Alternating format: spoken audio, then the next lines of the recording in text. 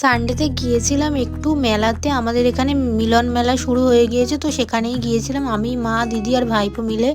তো এখানে প্রচুর ভিড় হয়েছিল সেদিন, যেহেতু সানডে মোটামুটি সবারই ছুটি থাকে, ফ্রি টাইম থাকে, ওই জন্য সবাই মনে হয় বেরিয়ে পড়েছে।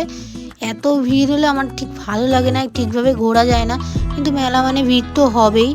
কিন্তু প্রচুর ভিড় হয়েছিল। এবার তারপরে আমরা একটু ঘুরে টুরে এই কুল্লাত পিৎজাগুলো ফার্স্ট টাইম ট্রাই করতে চলে আসলাম। তো একটাই নিয়েছিলাম, কেমন কি হবে জানি না, সেই জন্য। তো এই দেখো আমাদের পিৎজা রেডি হচ্ছে। তো এই যে দুটো রেডি হচ্ছে, এর মধ্যে আমরা একটাই অর্ডার করেছিলাম, সেটা ভাইপো আর আমি শেয়ার করে খেয়েছিলাম, মানে আমি একটু টেস্ট করেছিলাম জাস্ট। তো আমার খুব খারাপ লেগেছে সেটাও বলতে পারবো না, আমার খুবই ভালো লেগেছে সেটাও বলতে পারবো না, মোটামুটি লেগেছে। ফার্স্ট টাইম ট্রাই করার হিসেবে ঠিকই লেগেছে। আর এখানে ও আমাদেরকে বোঝাচ্ছিল যে কেমন লাগছে খেতে ওর টেস্ট। ও এখানে দিদিকে বলছে পোড়া পোড়া টেস্ট লাগছে, মানে পুড়িয়ে পুড়িয়ে বানিয়েছে সেটাই আর কি বলছে।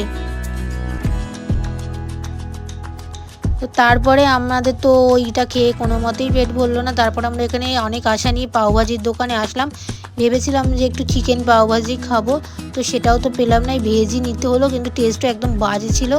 তারপরে আমরা এখানে কাবাবের দোকান থেকে একটা রেশমি কাবাব অর্ডার দিলাম, তো সেটাই নিয়ে নিলাম। আমার কাবাবের মধ্যে রেশমি কাবাবটাই সবথেকে বেশি ভালো লাগে। তো এখানে দেখো, আর প্রচুর দাম ছিল, এইটুকু জিনিসের দাম ছিল 100 টাকা। তারপরে এই ঠান্ডার মধ্যে যেটার থেকে আমি নিজেকে কন্ট্রোল করতেই পারি না, সেটা হলো আইসক্রিম। তো এখানে আমি নিয়েছি আর ভাইপো নেবে না, সেটা তো হতেই পারে না, ও নিয়ে নিয়েছে, ওই জন্য আইসক্রিম। দুজন মিলে আইসক্রিম খেতে খেতে বাড়ি চলে আসলাম। এখানে আজকে কিছু ফটো তোমরা দেখে নাও, ভালো লাগলে লাইক করে সাবস্ক্রাইব।